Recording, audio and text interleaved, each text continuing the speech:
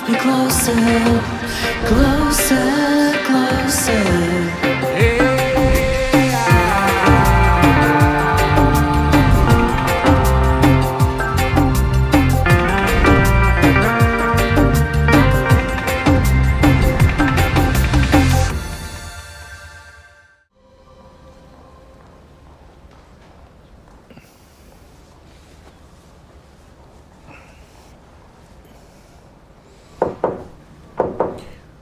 তোমাকে যেতে বলেছি। ফাহিম, আমি জিসা। তুমি এখানে কি করছো? তোমার অ্যালার্জির ব্যাপারে আমার জানা ছিল না, তাই সরি। তুমি কেমন আছো তাই দেখতে এসেছি। এই যে দেখো, নাস্তা এনেছি। এর মধ্যে অ্যালার্জি ওঠার কিচ্ছু নেই। তোমার আনা খাবার আমি কখনোই খাবো না। আমাকে তোমার জন্য কিছু একটা করতে দাও, না হলে আমার অনেক খারাপ লাগবে। যদি সত্যি আমার জন্য কিছু করতে চাও তাহলে যা বলছি করো। আসলে কি করতে হবে? যদিও ঠিক হবে না। আচ্ছা, কিসের কথা বলছো তুমি? এখানে একটু চুলকে দাও। বুঝতে পেরেছি।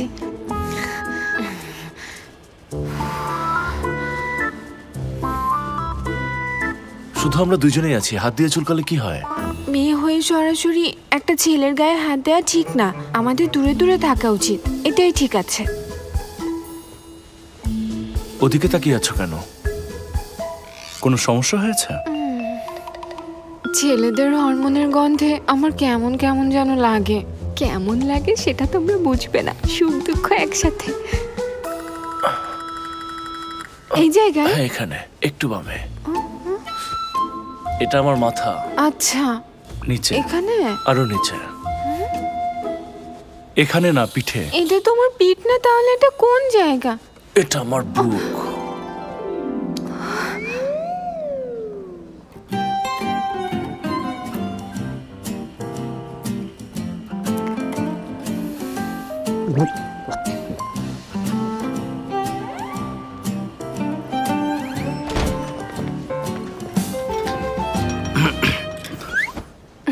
মিস্টার ফাহিমের কিছু পরীক্ষা নিরীক্ষা করতে হবে।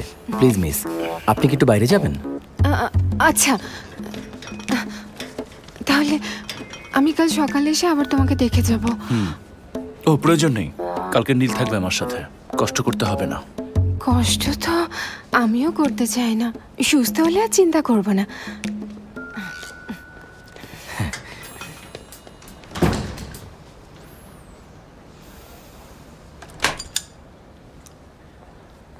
আরে, খুবই অদ্ভুত। কিছু বলবেন? আপনার স্বাস্থ্যের যে অবস্থা, তাতে অ্যালার্জি থাকলেও এরকম কিছু হওয়ার কথা ছিল না। আপনি কি এর আগে কখনো কোনো সাইকোলজিক্যাল ট্রমার ভেতর দিয়ে গেছেন?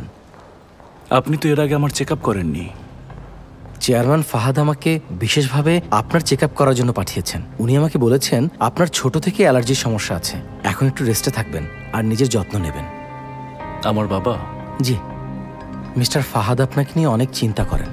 উনি বলেছেন আপনি অনেক ব্যস্ত থাকছেন, নিজের স্বাস্থ্যের যত্ন নিচ্ছেন না। আমার বাবা সত্যি এটা বলেছে?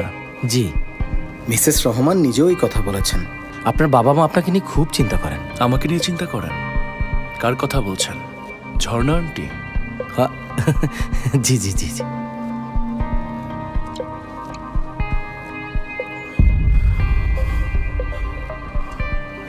কি করছেন আপনারা? ওকে তো আমি খাবারটা দিতেই পারলাম না। মিস্টার ফাহিম, শান্ত থাকুন, ধীরে শ্বাস নিন। সম্মোহন করে আমার সাথে কি করতে চান? এছাড়া আপনার চিকিৎসা করার আর কোনো উপায় নেই।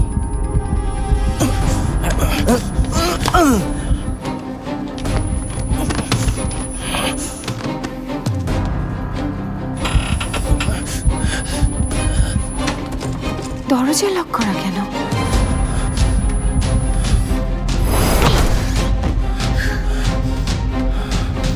কি করছেন আপনারা? ওর সাথে কি করছেন? চলো, থামো, থামো বলছি। ওঠো, তুমি ঠিক আছো? ডাক্তারকে ডেকে আনছি। না, যেও না। ওরা আমার ক্ষতি করতে পারবে না। ওরা আমাকে অজ্ঞান করতে চেয়েছে। Thank you. থ্যাঙ্কস বলার কি আছে? আমি তো ওদেরকে ধরতেও পারলাম না। থ্যাঙ্কস পাওয়ার মতো তো কিছু করিনি। আমার সৎমা পাঠিয়েছে। তোমার সৎমা? তোমার এসব জানার দরকার নেই। যদিও তুমি মেয়েটা একটু অদ্ভুত, তোমার পৃথিবীটা সরল আর নিষ্পাপ। কি? তুমি কি বলছো? ফাহিম, ফাহিম! ডাক্তার, কেউ আছেন এখানে? এফ গ্রুপের প্লেবয় প্রেসিডেন্ট হিসেবে পরিচিত ফাহিম রহমানকে আজ হঠাৎ হাসপাতালে ভর্তি করা হয়েছে। তবে অসুস্থতার কারণ সম্পর্কে কিছুই জানা যায়নি। আমি এসে গেছি। জিসা, দেখো তোমাদের দুজনকে টিভিতে দেখাচ্ছে।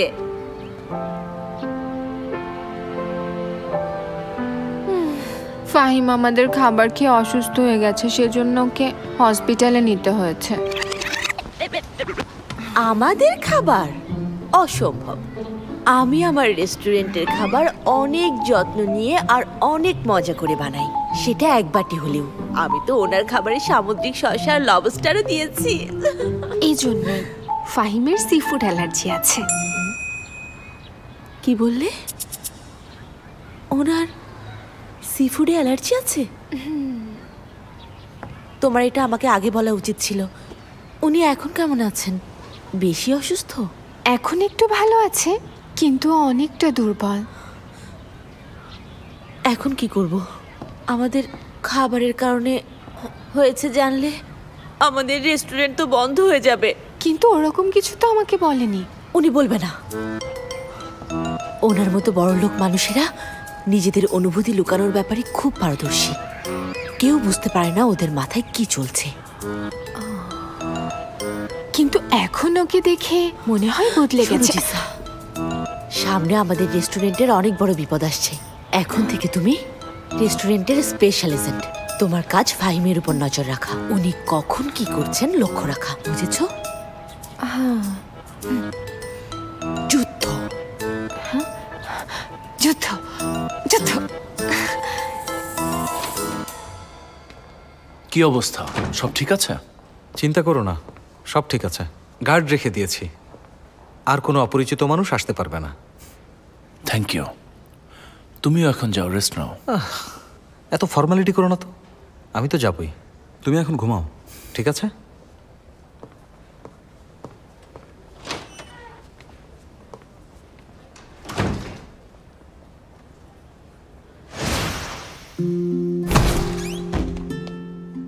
কি করছেন আপনারা? ওর সাথে কি করছেন?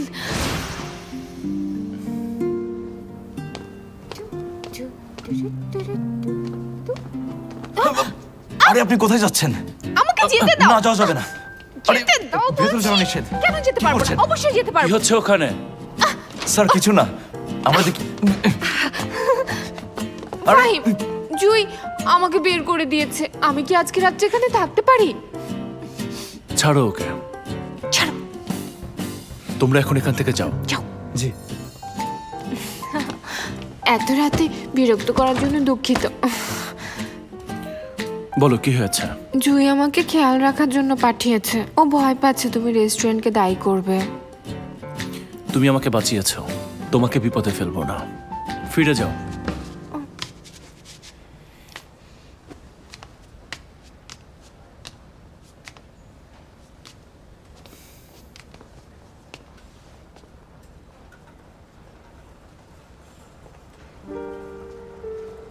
ছেলেটা অসুস্থ, কিন্তু এখানে ওকে দেখাশোনা করার জন্য কেউ নেই। ও ঠিক একাকী একটা গ্রহের মতো। ফাহিম খুব একা, মনে হচ্ছে ওর সাথে থাকা উচিত।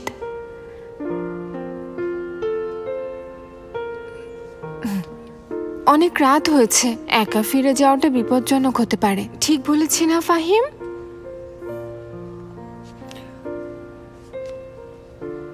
কিন্তু তুমি থাকলে আমার বিপদ হতে পারে। তুমি একদম চিন্তা করো না, আমি তো তোমার কোনো ক্ষতি করব না। আমি আলাদা বিছানা করে শোবো। প্লিজ আমাকে আজকে এখানে থাকতে দাও ফাহিম, না হলে জুই আমার উপর খুব রাগ করবে। প্লিজ রাজি হয়ে যাও। দূরে থাকবে। আচ্ছা।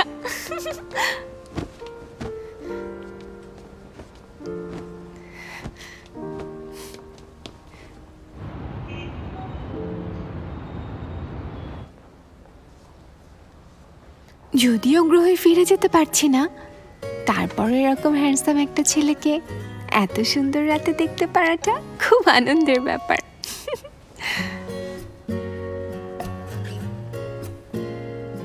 এভাবে তাকিয়ে থাকবে না, অন্যদিকে ঘোরো। তুমিও তো এদিক ঘুরে আছো, না হলে তো জানতে না কোন দিকে তাকিয়ে আছি। কথা না শুনলে কিন্তু বের করে দেব। আচ্ছা আচ্ছা বাবা, ঠিক আছে।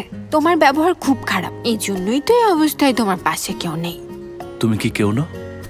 আমি অন্যদের থেকে আলাদা, তুমি তো সেটা দেখেছো। আমি একজন এলিয়ান, হ্যালুসিনেশন ঘটাতে পারি।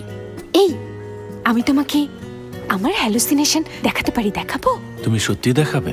অবশ্যই, দাঁড়াও তোমাকে দেখাচ্ছি আমার হ্যালুসিনেশন নক্ষত্রের রাত।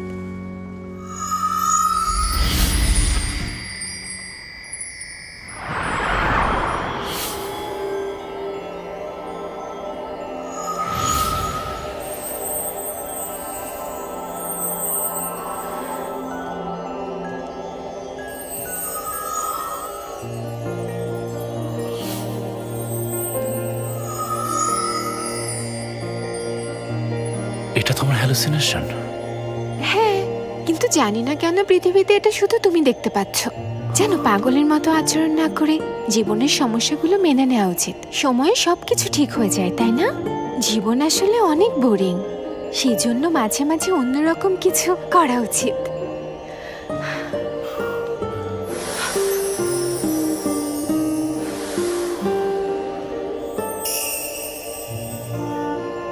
যদি এটা স্বপ্ন না হতো? স্বপ্নের মতোই ধরে নাও, তুমিও আমার স্বপ্নতে।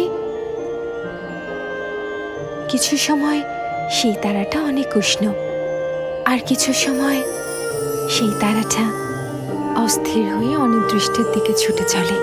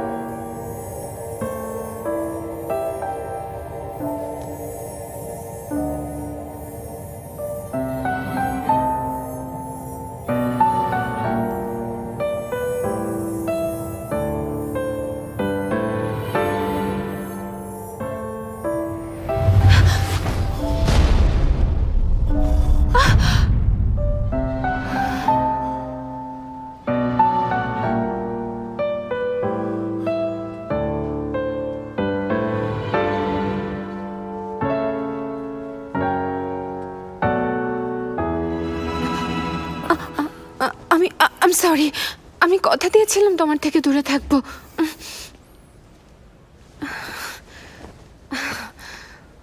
Thank you. তোমার হ্যালুসিনেশন সুন্দর, আমি আমার অসুস্থতা মেনে নেওয়ার চেষ্টা করব। Good night. Good night.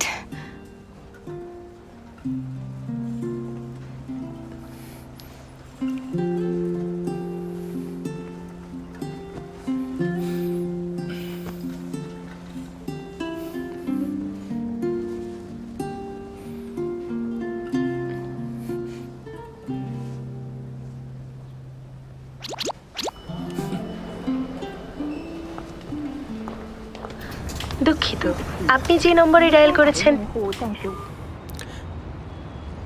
আশ্চর্য হয়ে ফোন ধরছে না, কে জানে কোন ওয়ার্ডে আছে।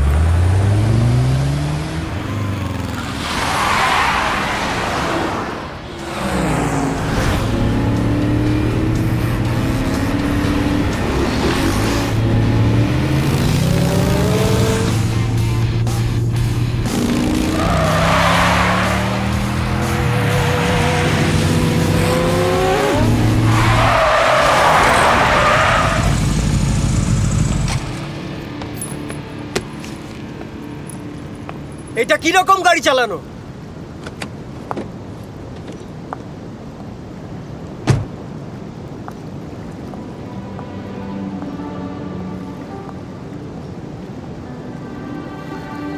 অনেকদিন পর দেখা।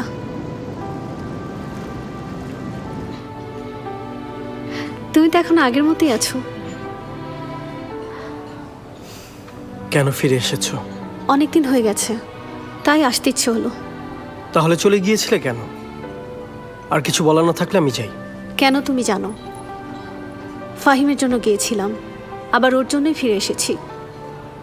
হ্যাঁ, ওকে ভালোবাসি, এজন্যই তোমার সাথে বন্ধুত্ব করেছিলাম। তোমার সেটা ওকেই বলা উচিত। ফুয়াদ, তোমার কাছ থেকে কিছু লুকাতে চাইনি। ওই পেন্টিংটার কথা কি তোমার মনে আছে? তুমি বলেছিলে পেইন্টার হতে চাও, সেজন্য আমি সবার কাছে গিয়েছি। এমনকি আমি বাইরে যখন ছিলাম তখনও তোমার কথা সবাইকে বলতাম। তোমার এই আর্ট এক্সিবিশনের প্ল্যান আমি করেছি। প্লিজ রাগ করো না, আমি তো ফিরে এসেছি। ভাইয়ার সাথে তুমি দেখা করেছো তাই না? বিজনেসের ব্যাপারটা ফাহিমের সাথে হিসেব করে নেব। আসলে আমরা খুব একটা ক্লোজ না, আর তাছাড়া এত বছর পর ও নিশ্চয়ই আমাকে ভুলে গেছে। সুতরাং আশা করি তুমি অন্য কারো কাছে আমাদের মধ্যে কি হয়েছিল সেটা বলবে না। চিয়ার্স।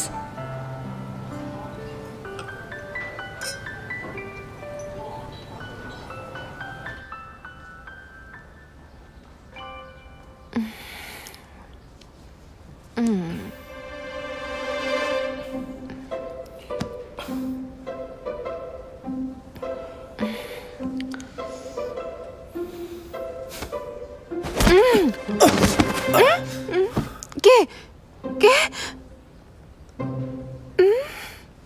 আমি বিছানায় কিভাবে আসলাম? হ্যালো, আর তুমি নিচে কি করছো? আমারও তো একই প্রশ্ন, তুমি আমার বিছানায় কেন? কি নির্লজ্জ, আমি নিশ্চয়ই হরমোনের গন্ধে চলে এসেছি। ভাগ্যিস কিছু হয়নি। কি ভেবেছিলে আমি কিছু করব? আমি কিছু করতে পারি সেটা ভাবা উচিত ছিল তোমার, জানোই তো।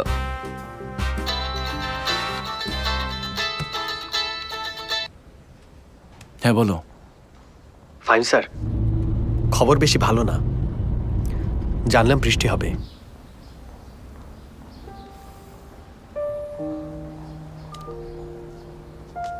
কি হয়েছে তোমার?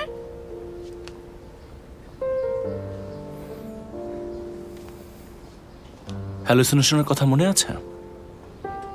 তুমি বলেছিলে না তুমি এলিয়েন।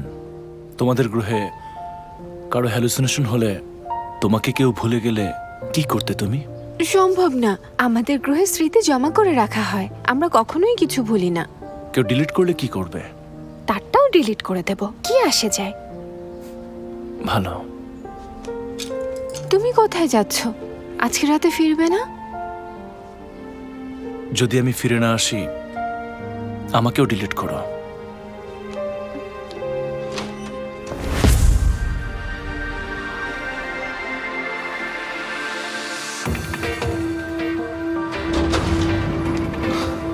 জরুরি ব্যাপার, একটা সমস্যা হয়েছে। আমি তোমার নতুন রিপোর্টগুলো দেখলাম। এখন বৃষ্টি হলে এবার আগের থেকে তোমার মস্তিষ্কে অনেক বেশি প্রভাব পড়বে। আপনি এটা থেকে অনেক লাভ করতে পারতেন। কোনো লাভ চাই না, আমি শুধু ওর ভালোবাসা চাই। আরে এটা কি বৃষ্টি? বৃষ্টি হচ্ছে?